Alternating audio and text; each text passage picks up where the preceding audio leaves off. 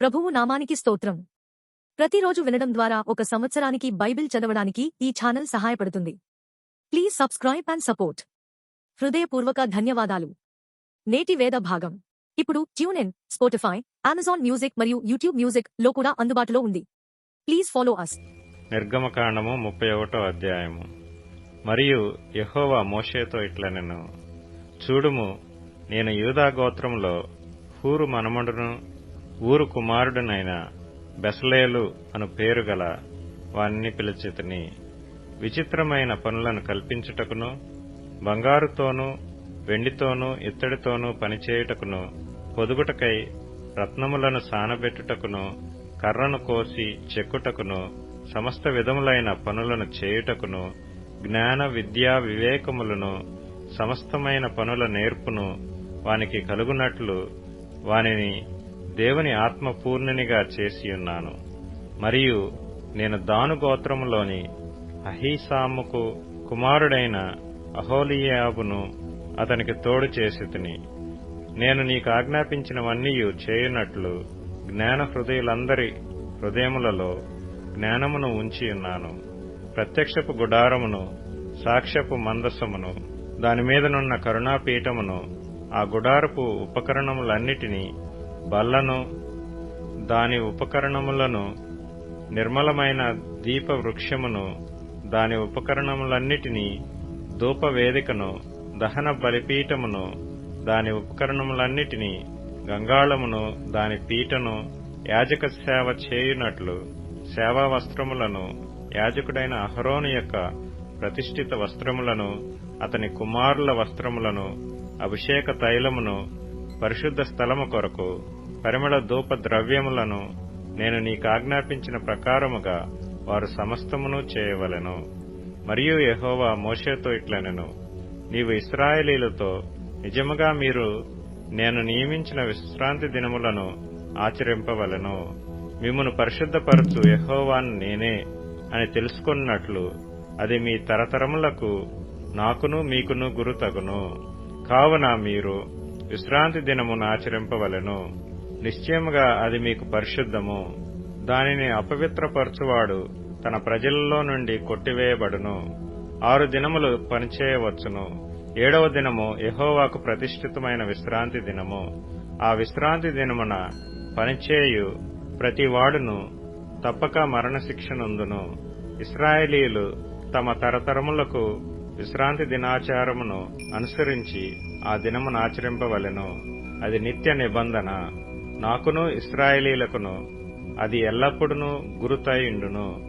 ఏలయనగా 6 దినములు యెహోవా భూమ్యాకాశములను సృజించి 7వ దినమున పని మాని విశ్రమించినని చెప్పుము.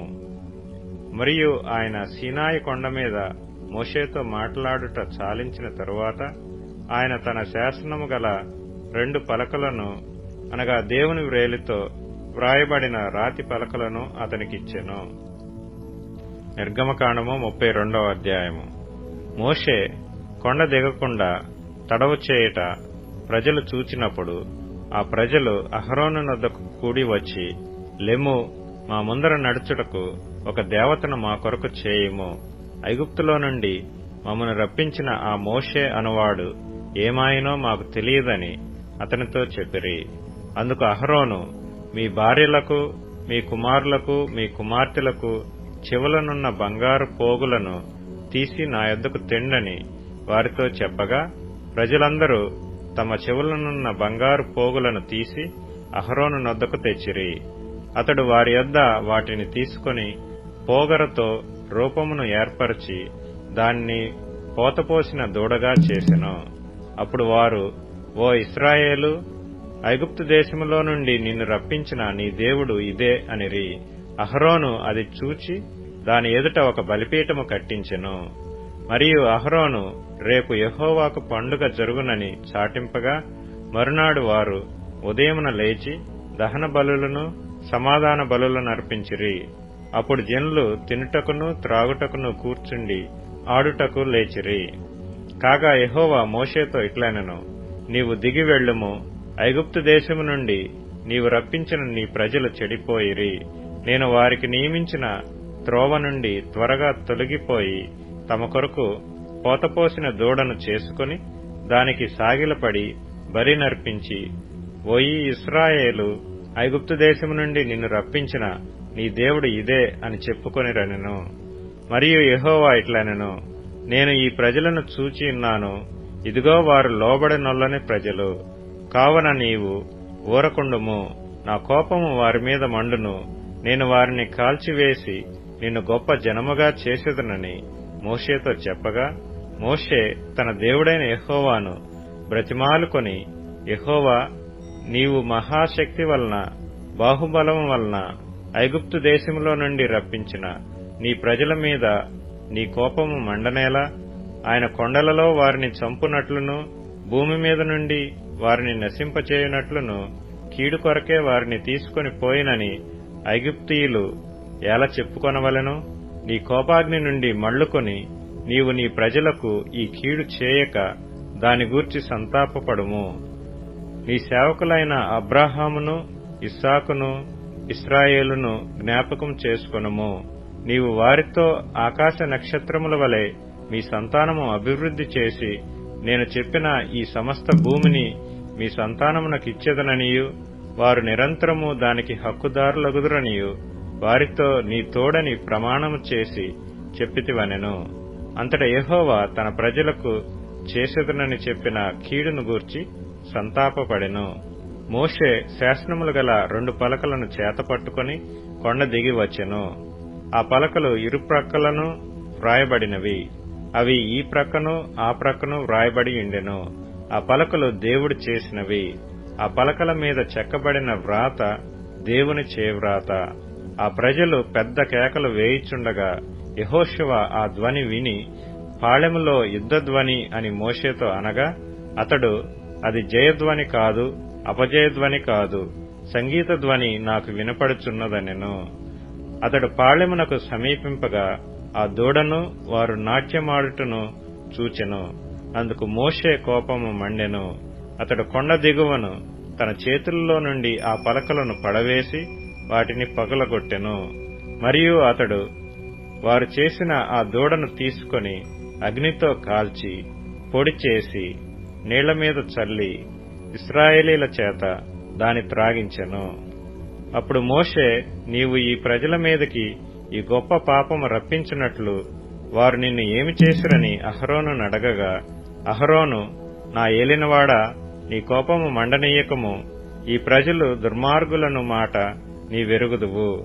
వారు, మాకు ముందు నడుచుటకు ఒక దేవతను చేయము, ఐగుప్తులో నుండి మమ్మను రప్పించిన వాడగు ఈ మోషే ఏమాయనో మాకు తెలియదనిరి. అందుకు నేను, ఎవరి యొద్ద బంగారము ఉన్నదో వారు దానిని ఊడదీసి తెండని చెప్పితిని. నేను దాని అగ్నిలో వేయగా ఈ దూడ ఆయనను. ప్రజలు విచ్చలవిడిగా తిరుగుట మోషే చూచెను. వారి విరోధులలో వారికి ఎగతాళి కలుగునట్లు అహరోను విచ్చలవిడిగా తిరుగుటకు వారిని విడిచిపెట్టి ఉండెను. అందుకు మోషే పాళెము యొక్క ద్వారమున నిలిచి, యెహోవా పక్షముననున్న వారందరూ నా యొద్దకు రండి అనగా, లేవీయులందరూ అతని యొద్దకు కూడి వచ్చిరి. అతడు వారిని చూచి, మీలో ప్రతివాడును తన కత్తిని తన నడుమున కట్టుకొని పాళెములో ద్వారము నుండి ద్వారమునకు వెళ్ళుచు, ప్రతివాడు తన సహోదరుని, ప్రతివాడు తన చెలికానిని, ప్రతివాడు తన పొరుగువానిని చంపవలెనని ఇశ్రాయేలీల దేవుడైన యెహోవా సెలవిచ్చుచున్నాడనెను. లేవీయులు మోషే మాట చొప్పున చేయగా ఆ దినమున ప్రజలలో ఇంచుమించు 3,000 మంది కూలిరి. ఎలయనగా మోషే వారిని చూచి, నేడు యెహోవా మిమ్మును ఆశీర్వదించినట్లు మీలో ప్రతివాడు తన కుమారుని మీద పడియేగాని తన సహోదరుని మీద పడియేగాని యెహోవాకు మిమ్మును మీరే ప్రతిష్ఠ చేసుకొనెడనెను. మరునాడు మోషే ప్రజలతో, మీరు గొప్ప పాపము చేసితిరి గనుక యెహోవా యొద్దకు కొండ ఎక్కి వెళ్లెదను. ఒకవేళ మీ పాపమునకు ప్రాయశ్చిత్తము చేయగలనేమో అనెను. అప్పుడు మోషే యెహోవా యొద్దకు తిరిగి వెళ్లి, అయ్యో, ఈ ప్రజలు గొప్ప పాపము చేసిరి. వారు బంగారు దేవతను తమ కొరకు చేసుకొనిరి. అయ్యో, నీవు వారి పాపమును ఒకవేళ పరిహరించితివా? లేని ఎడల నీవు వ్రాసిన నీ గ్రంథములో నుండి నా పేరు తుడిచివేయమని బతిమాలుకొనుచున్నానెను. అందుకు యెహోవా, ఎవడు నా ఎదుట పాపము చేసినో వాని నా గ్రంథములో నుండి తుడిచివేయుదును. కాబట్టి నీవు వెళ్లి నేను నీతో చెప్పిన చోటికి ప్రజలను నడిపించుము. ఇదిగో నా దూత నీకు ముందుగా వెళ్ళును. నేను వచ్చు దినమున వారి పాపమును వారి మీదికి రప్పించెదనని మోషేతో చెప్పెను. అహరోను కల్పించిన దూడను ప్రజలు చేయించినందున యెహోవా వారిని బాధపెట్టెను. యోహాను సువార్త 5వ అధ్యాయం. అటు తరువాత యూదుల పండగ ఒకటి వచ్చెను గనక యేసు యెరూషలేమునకు వెళ్ళెను. యెరూషలేములో గొర్రెల ద్వారము దగ్గర హెబ్రీ భాషలో బెతెస్దా అనబడిన ఒక కోనేరు కలదు. దానికి 5 మంటపములు కలవు. ఆయా సమయములకు దేవదూత కోనేటిలో దిగి నీళ్లు కదలించుట కలదు. నీరు కదలింపబడిన పిమ్మట మొదట ఎవడు దిగునో వాడు ఎట్టి వ్యాధి గలవాడైనను బాగుపడును గనక ఆ మంటపములలో రోగులు, గ్రుడ్డివారు, కుంటివారు, ఊచకాలు చేతులు గలవారు గుంపులు గుంపులుగా పడియుండిరి. అక్కడ 38 ఏండ్ల నుండి వ్యాధి గల ఒక మనుష్యుడుండెను. యేసు వాడు పడియుండుట చూచి వాడప్పటికి బహుకాలము నుండి ఆ స్థితిలోనున్నాడని ఎరిగి, స్వస్థపడగోరుచున్నావా అని వానినడగగా, ఆ రోగి, అయ్యా, నీళ్లు కదిలింపబడినప్పుడు నన్ను కోనేటిలోనికి దించుటకు నాకు ఎవడునూ లేడు గనక నేను వచ్చునంతలో మరి ఒకడు నాకంటే ముందుగా దిగునని ఆయనకు ఉత్తరమిచ్చెను. యేసు, నీవు లేచి నీ పరుపెత్తుకుని నడువుమని వానితో చెప్పగా, వెంటనే వాడు స్వస్థత నొంది తన పరుపెత్తుకుని నడిచెను. ఆ దినము విశ్రాంతి దినము గనుక యూదులు, ఇది విశ్రాంతి దినము గదా, నీవు నీ పరుపెత్తుకొనదగదే అని స్వస్థత నొందిన వానితో చెప్పిరి. అందుకు వాడు, నన్ను స్వస్థపరిచినవాడు నీ పరుపెత్తుకుని నడువుమని నాతో చెప్పెననెను. వారు, నీ పరుపెత్తుకుని నడవమని నీతో చెప్పిన వాడెవడని వానిని అడిగిరి. ఆయన ఎవడో స్వస్థత నొందిన వానికి తెలియలేదు. ఆ చోటను గుంపు కూడియుండెను గనక యేసు తప్పించుకొని పోయెను. అటు తర్వాత యేసు దేవాలయములో వానిని చూచి, ఇదిగో స్వస్థత నొందితివి, మరి ఎక్కువ కీడు నీకు కలగకుండునట్లు ఇక నువ్వు పాపము చేయకుమని చెప్పగా, వాడు వెళ్లి తన్ను స్వస్థపరిచిన వాడు యేసు అని యూదులకు తెలియజెప్పెను.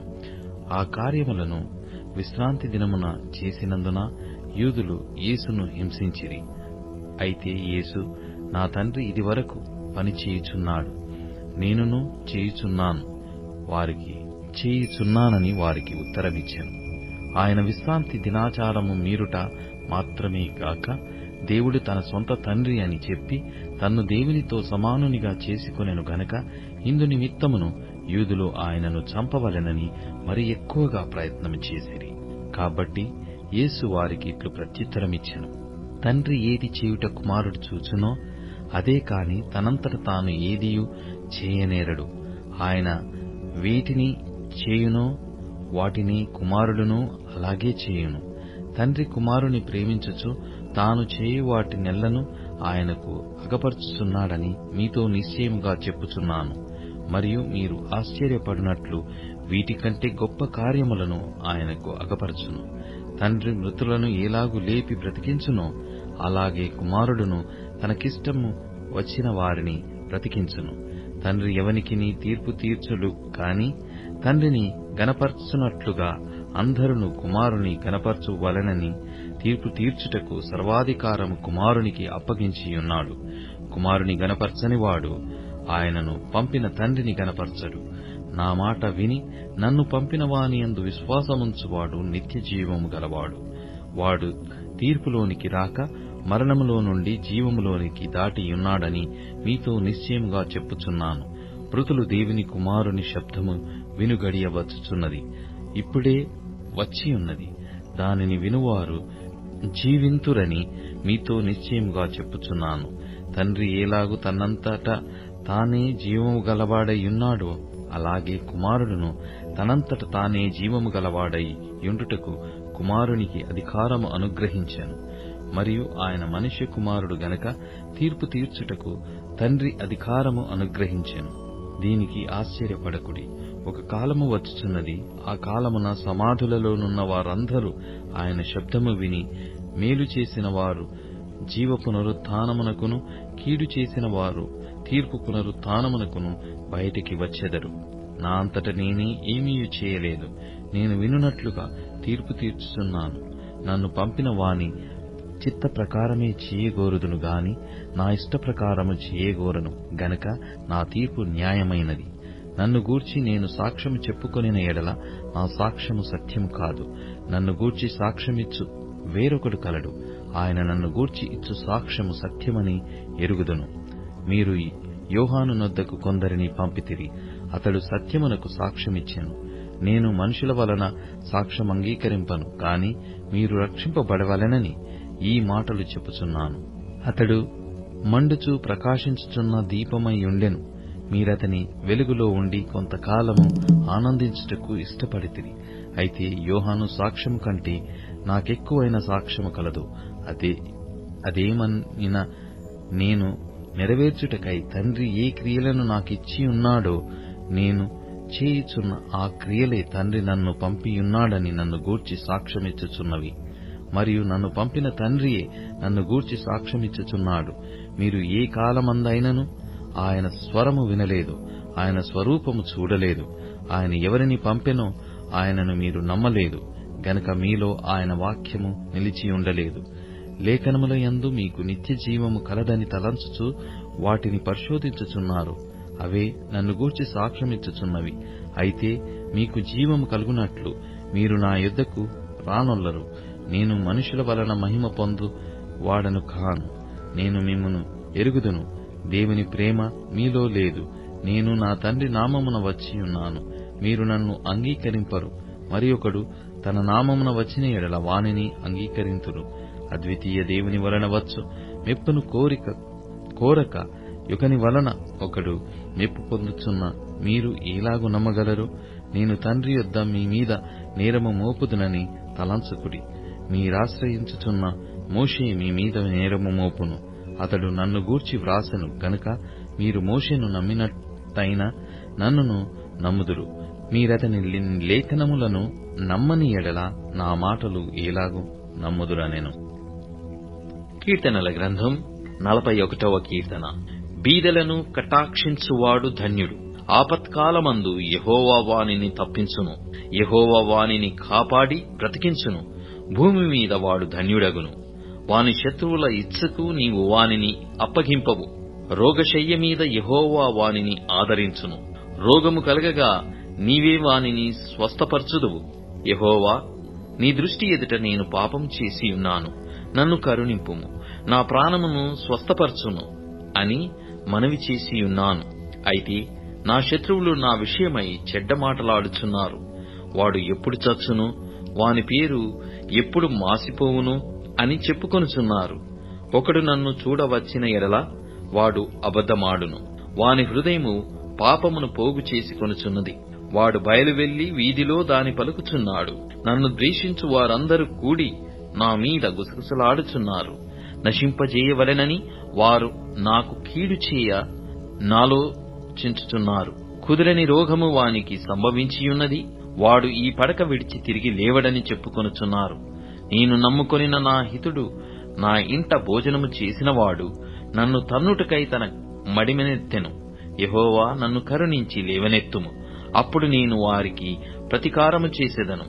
నా శత్రువు నా మీద ఉల్లసింపక యుండుట చూడగా నేను నీకు ఇష్టుడనని తెలియనాయెను. నా యథార్థతను బట్టి నీవు నన్ను ఉద్ధరించుచున్నావు. నీ సన్నిధిని నిత్యము నన్ను నిలవబెట్టుదువు. ఇశ్రాయేలు దేవుడైన యెహోవా శాశ్వత కాలము నుండి శాశ్వత కాలము వరకు స్తుతింపబడునుగాక. ఆమేన్, ఆమేన్.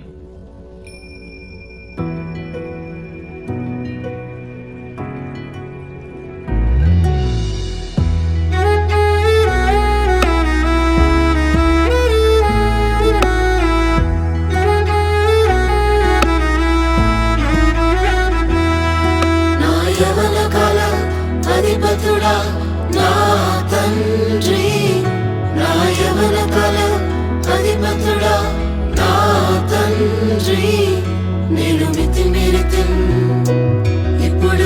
యాచిస్తున్నా నేను మితిమీరితిన్ ఇప్పుడు యాచిస్తున్నా మాయపు పట్టులోనే చిక్కుకుంటిని మహాత్ములను నేను నిరాకరించితిన్ వారని మీ ప్రేమను నొప్పించితిన్ క్షమించే ప్రేమను తిరస్కరించితిన్ అయినా మీ ప్రేమ నన్ను విడువలేదు అందుచేత నేను ఇంకా చనిపోలేదు అయినా మీ ప్రేమ నన్ను విడువలేదు అందుచేత నేను ఇంకా చనిపోలేదు నా యవ్వన కాల అధిపతుడా నా తండ్రి నా యవ్వన కాల అధిపతుడా నా తండ్రి నేను మితిమీరితిన్ ఇప్పుడు యాచిస్తున్నా నేను మితిమీరితిన్ ఇప్పుడు యాచిస్తున్నా ఒంట్ల కిరీటం పెట్టి గాయపరచితిన్ మునికలను తన్ని కఠినమైతిని ముందలిగిన మీ దయను త్రోసివేసితిన్ నిర్ణయించిన మీ క్రియను మరచిపోతిని అయినా మీ ప్రేమ నన్ను విడువలేదు అందుచేత నేను ఇంకా నశించలేదు అయినా మీ ప్రేమ నన్ను విడువలేదు అందుచేత నేను ఇంకా నశించలేదు నా యవ్వన కాల అధిపతుడా నా తండ్రి నా యవ్వన కాల అధిపతుడా నా తండ్రి నేను మితిమీరితిన్ ఇప్పుడు యాచిస్తున్నా నేను మితిమీరితిన్ ఇప్పుడు యాచిస్తున్నా